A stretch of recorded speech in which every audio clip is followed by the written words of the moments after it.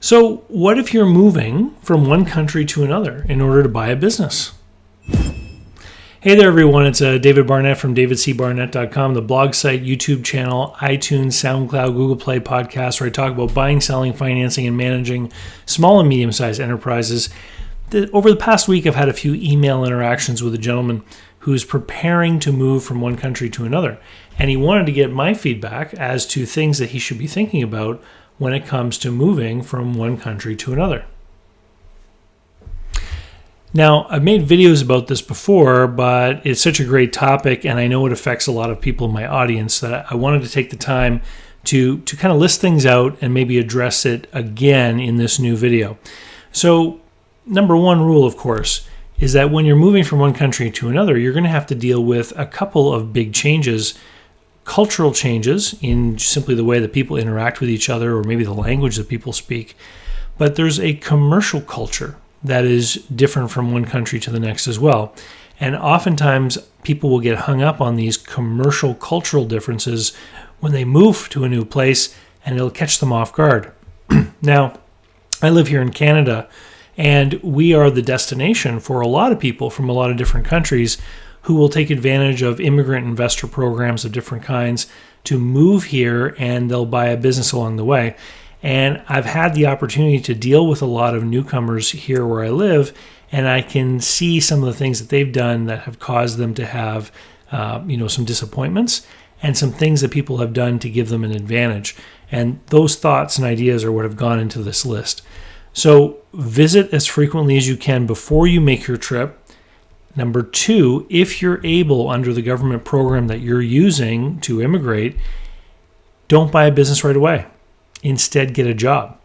So I've had a lot of experience with people moving to Canada and they'll buy a business right away, only to later then fully understand what they've gotten themselves into and realize that they made a mistake, either in the way that they've run the business or maybe the way that they made a deal or how they financed it, etc. Whereas people that move here and then take a job, they're able to accomplish a couple things in that position before they make the investment to buy the business.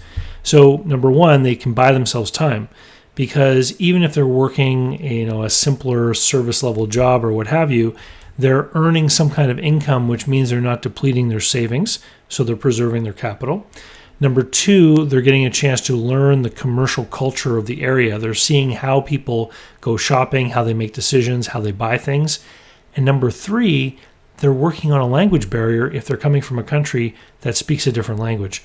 They're getting an opportunity to actually talk to people, get better skilled at the language, and make some friends, which are always helpful. We're going to talk a lot about friends here.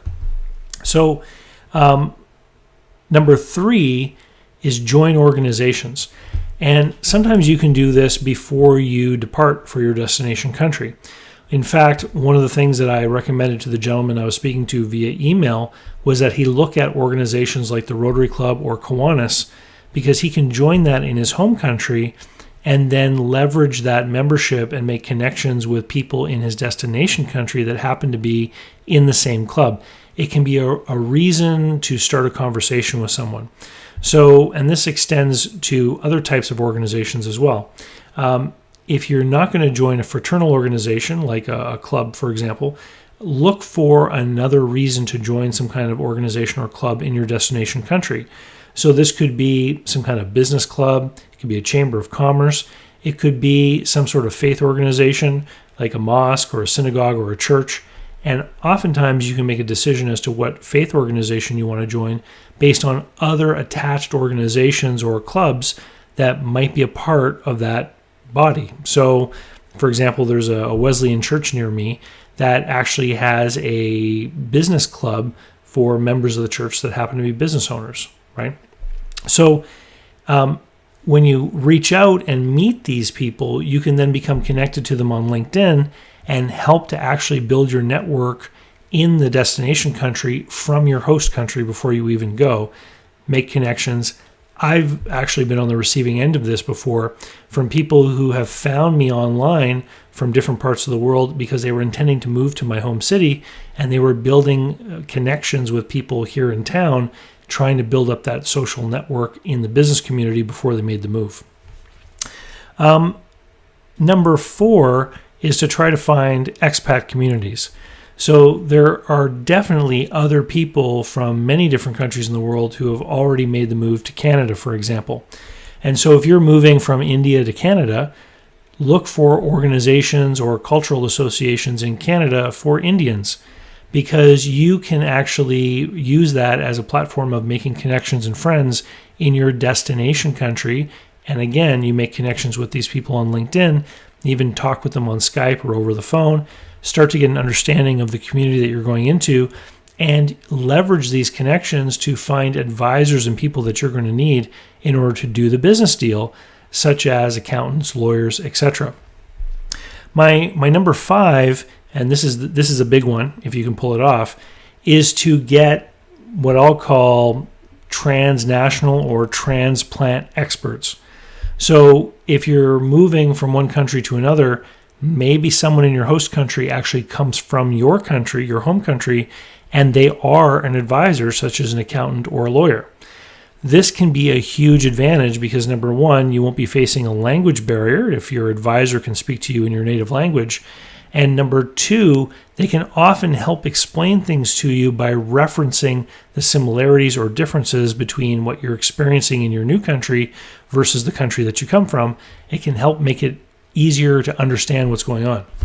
I recently had an exchange with a gentleman from India, for example, who had put an offer on a business, and he had put down a deposit, and there was a 10-day window for him to obtain financing in order to execute the agreement, and he wasn't able to get the financing arranged, and he was worried that he was going to lose his deposit. And I explained, no, typically that's not what's going to happen. If you can't get the financing letter, you're going to get your deposit back. He didn't understand that. But if he had an Indian person advising him here in Canada who was able to talk to him in Hindi, he would have been more readily able to understand the contract and agreement that he was signing.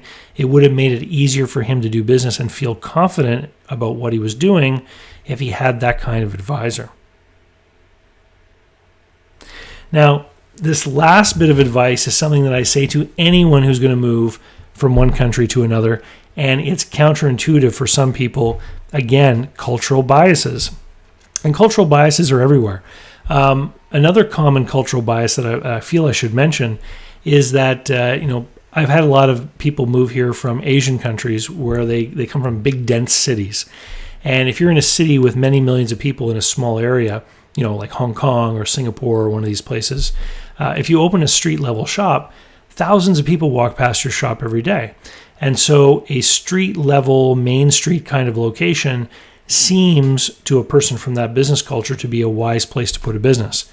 But I can tell you here where I live, Main Street is a very tricky place to have a successful business because most of the traffic is not on foot. It's people driving around in their car. And so it's often easier to do business from a strip mall beside a major boulevard than it is to do business from a Main Street retail location, because a lot of people who are going to be moving around the city are driving. And I've actually had Asians say to me here in my hometown, where are the people? I walk up and down the main street all the time, and I don't understand where everyone is.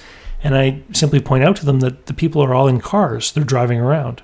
And so that's an example of a commercial cultural difference between one place and another. So before I digress anymore, the number one thing you cannot let yourself be caught up in if you move to a new country is buying a house. I've seen it happen too many times where someone will move here and the first thing they do is buy a house, and then 6 months later to realize the perfect business for them is 100 kilometers away. Because in a country like Canada or Australia or the United States, we have a lot of space. And so it's very likely you could move to one place, start looking for a business, and find that the perfect business for you is several hours drive away. Well, if you've already bought a house, now you have to deal with selling the house. And it might mean that you make some money, or it might mean that you just end up paying a bunch of fees, like real estate fees and fees to break your mortgage contract and all that kind of stuff. And it could end up being a waste of money. So the other thing too is that when you have no job, the bank often wants you to make a huge down payment, which reduces the amount of capital that you have access to that you can use to buy a business. So I always tell people, rent a place, rent a house or rent an apartment. Figure out what you're doing, where you're going to live, what business you're going to buy. Because if you discover that the perfect business for you is in another community, well, after you buy the business, it's going to be easier to buy a house because then you're going to have a stream of income. And remember, if you're going to buy a business anywhere in the world, you should really be starting out over at businessbuyeradvantage.com, where my online course, which is now about 12 hours of video content, including buying a business in a recession and buying a business in the reality of the COVID pandemic. All these new modules have been added recently. So check it out over at businessbuyeradvantage.com. And with that, I'll say thanks and good luck with your move. We'll talk to you next time.